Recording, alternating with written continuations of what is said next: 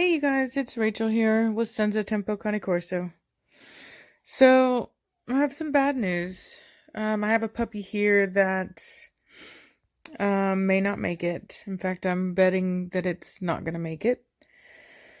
Um, I went in and I found the puppy was cold, colder than the others. They were not cold. And and it looked like the umbilical cord, like maybe there was an umbilical hernia or something, because there wasn't like with all the rest of them. I don't know that it would be a hernia because nothing was poking out, but Reese had mentioned that maybe she had tugged too hard on it or something, but the tissue that connects the umbilical cord was removed, and so there's just a little hole.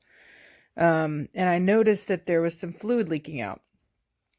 Wasn't bloody, wasn't anything like that. And at first I thought the puppy had peed. I didn't actually see that hole. And I noticed the puppy was cold, and so I thought it was a fluid. So I dried her off, and then there was another puppy that was just looking skinny, like they hadn't eaten yet. And so I went ahead and I made some puppy formula and started feeding them. So I fed the one puppy, and as soon as she started getting some, she got hungry, and then I latched her onto her mom, and now she's actually doing quite well. I went in there and checked, and she's still eating. But this one really didn't want to take to the food, and noticed that she was cold. So I put her with her mom, and I just noticed that she just wasn't getting as warm as the others. She just wasn't keeping it. So no, that's whenever I noticed the hole. So I cleaned it with some dechlorinized iodine, and I closed it with the stuff that I used in my tape kit. So it's like a rubber cement and tape that I used to tape the ears, and that actually was successful at healing or at closing the wound. I don't know that I would even call it a wound, but the opening. And then I proceeded to try to feed the puppy, and really just wasn't willing to take it. Would kind of lick some up, but really not much. So I put some Karo syrup under her tongue and put a little bit in the milk and tried to feed her that way. And I got enough to where she actually looks like she has some food in her stomach, where it's not completely super duper skinny. But nonetheless, I'm just not. I used a warming blanket to kind of warm her up, and then I didn't like the temperature on that. I didn't feel that it was a good temperature, so I feel more comfortable with the heat lamps. So I set up this heat lamp here, right here, and so because there's no way for me to really make sure that she's staying warm enough in her whelping box. So I've been syringe feeding her, and and so she at least got some in there, and um and I started to notice that she did do a slight bit of a cry. And so one of the things that most breeders know of is what we call the death cry. And when a puppy is going to die, they have a very specific cry. And once they get that cry, there's nothing you can do. They're going to fade away. And what you're hearing is that process. And it's always very hard. We try very hard to save them. And but unfortunately, there's nothing you can do. Sometimes there are things beyond our control that determine whether or not a puppy's going to make it or not, especially in a litter as large as cashmere's. And really, anytime that you have an animal with a large amount of offspring, there's always a higher chance of something something happening that will prohibit one of the offspring from being able to survive. I've done everything that I can at this point, and so far I guess, so good. She did start to do a bit of a cry, and I moved her over to her tummy, and she's been quiet since then. She does seem to be breathing a little bit better now, but it's still not. Um, it's still not what it should be. So anyway, I just wanted to include you guys. It's not a happy video. It may be a happy video if in fact she pulls through, but I'm not holding my breath, unfortunately.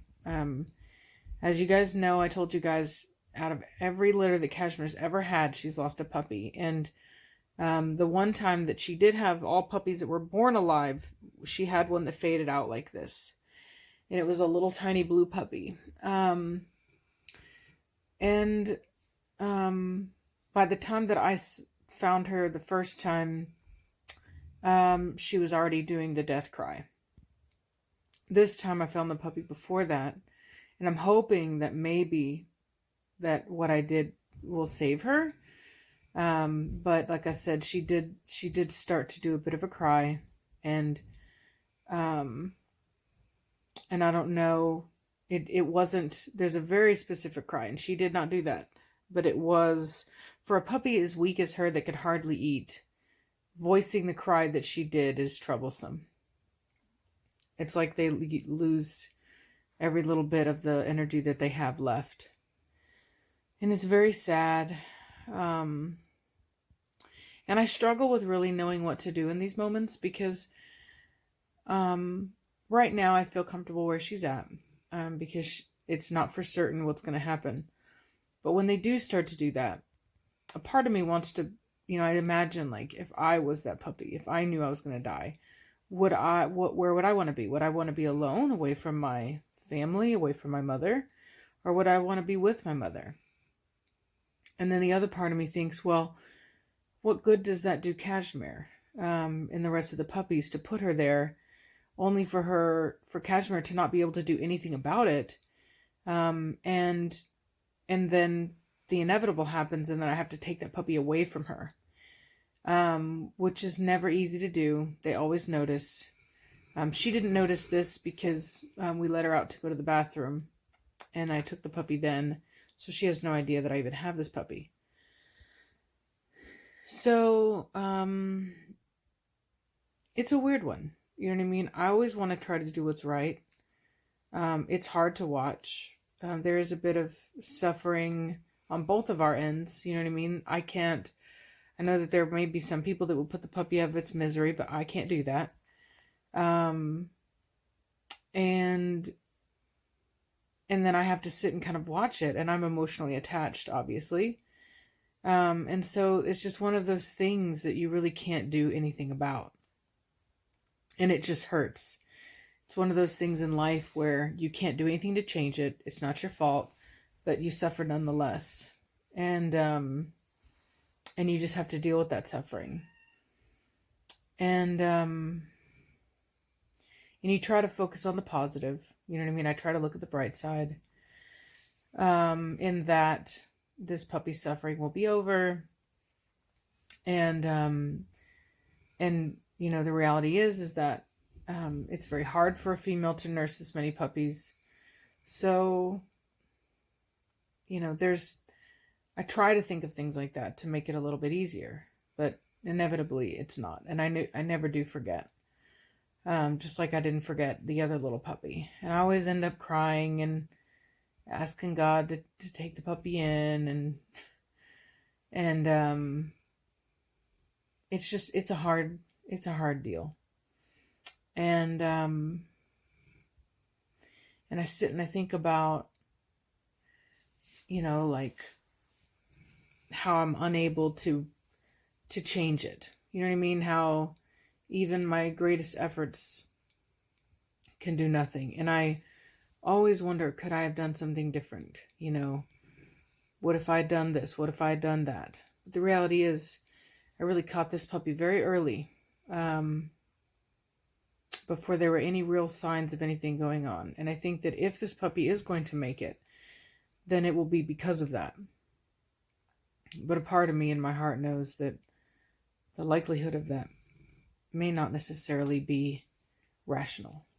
And a part of me hopes it'll be okay. She is being quiet now. But these are very, very, very touch and go times.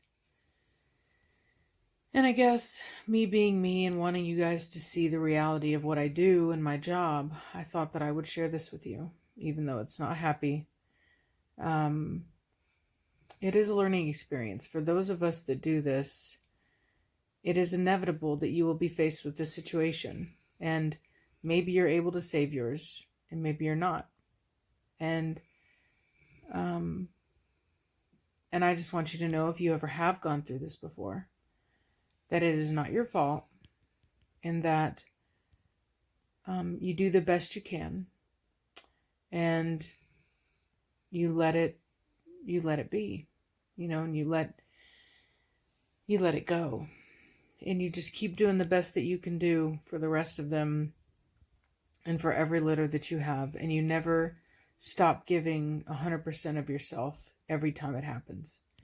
You always give everything you've got to try to save them, even if you think that maybe the end is inevitable.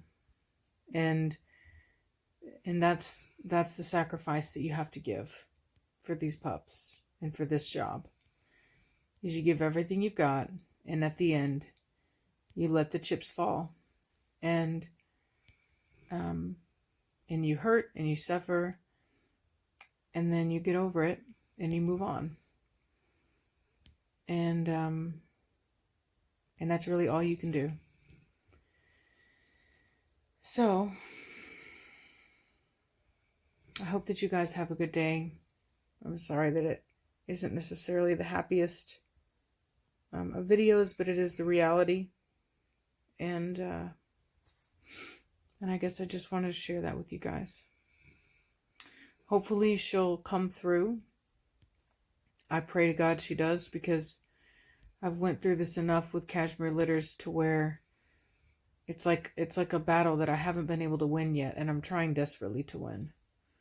And I really hope that I do this time. And I'll keep you guys updated on this puppy's progress nonetheless. Okay? Hope you guys are having a great day.